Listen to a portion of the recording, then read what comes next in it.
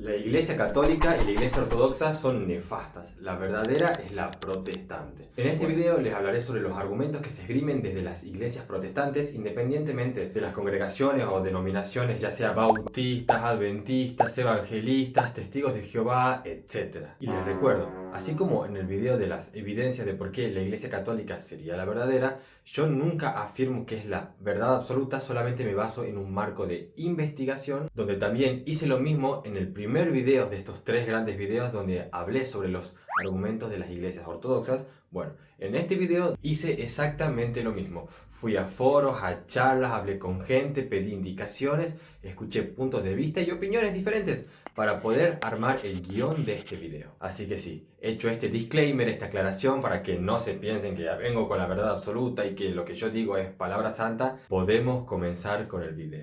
La iglesia verdadera.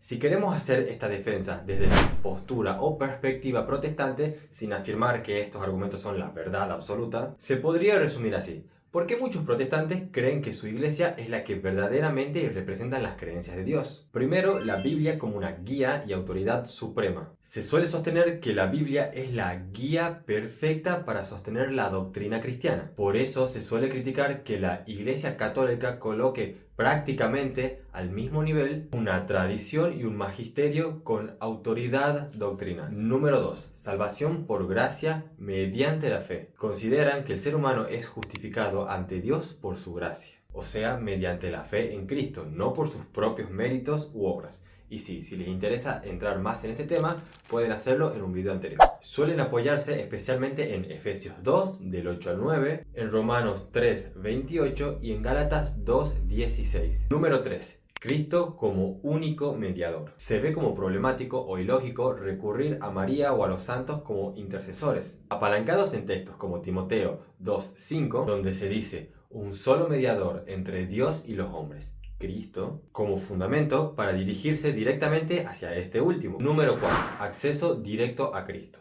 Defienden el llamado sacerdocio universal de los creyentes, es decir, que el cristiano puede acercarse directamente a Dios por medio de Jesucristo sin necesidad de un sacerdote. Número 5. Rechazo de prácticas que consideran no bíblicas. Algunas congregaciones protestantes consideran que prácticas católicas como la veneración de imágenes, las indulgencias, el purgatorio, ciertas devociones marianas o la confesión sacramental no tienen ningún fundamento bíblico. Número 6. Menos dependencia de una institución humana. Algunos protestantes argumentan que la Iglesia Católica llegó a desarrollar una estructura institucional demasiado compleja y que determinadas doctrinas aparecieron siglos después del cristianismo primitivo. Por eso buscan regresar a lo que consideran el cristianismo original. Número 7. Relación personal con Jesús. En muchas comunidades protestantes se enfatiza muchísimo que el cristianismo debe reconocer personalmente a Cristo. O sea, arrepentirse, creer en Él, tener una conversación personal, en lugar de limitarse a pertenecer a una institución o recibir sacramentos. Número 8. La iglesia debe someterse a la palabra, no al revés. Este es probablemente uno de sus argumentos más fuertes. Si una doctrina o práctica eclesial contradice lo que entienden que enseña la Escritura,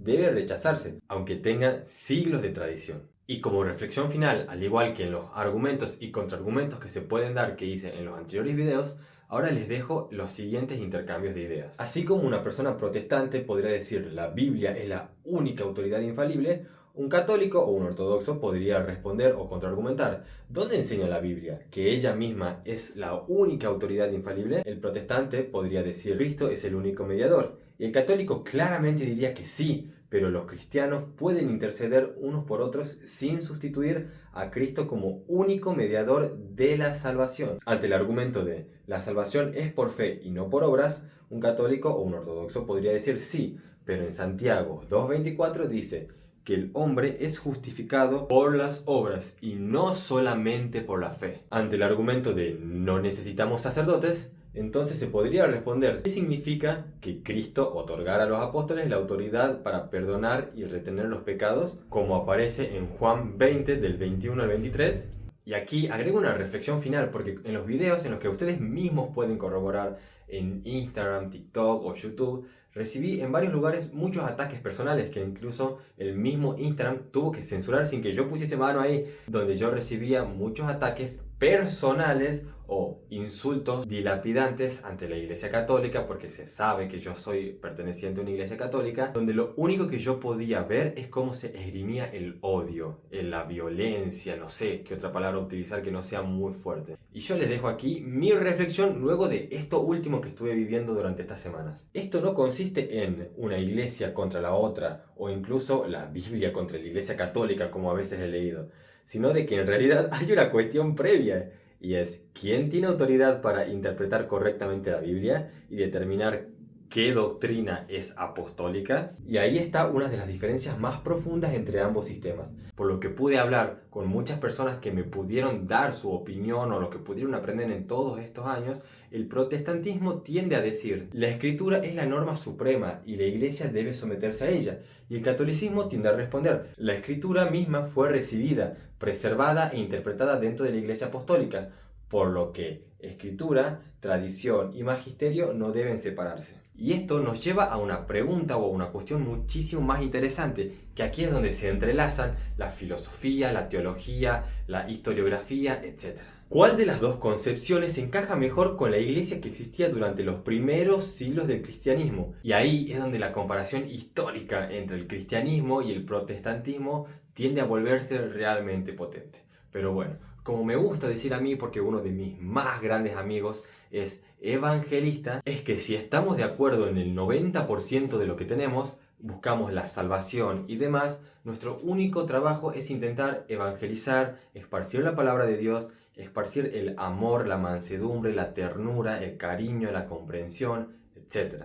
Atacar a una persona que hace un video solamente porque vos no estás de acuerdo con el daño que hizo una persona que quizás ni siquiera la conozco, no tiene ni siquiera nada que ver conmigo, eso habla mal de nosotros. Y yo estoy eligiendo deliberadamente y desde mi libre albedrío exponerme en las redes. No tengo ningún tipo de problema, sé que son las reglas del juego, pero sí me gustaría que separemos la persona de las ideas. Así que bueno, con esta reflexión final en la cual tampoco buscaba aburrirlos con clases de ética o moral, que no soy yo seguramente el más apto para este tipo de cosas, quiero que me dejen en los comentarios qué opinan, qué agregarían, qué sienten que les faltó a este video y que me dejen en los comentarios de qué quieren que hable en los próximos videos.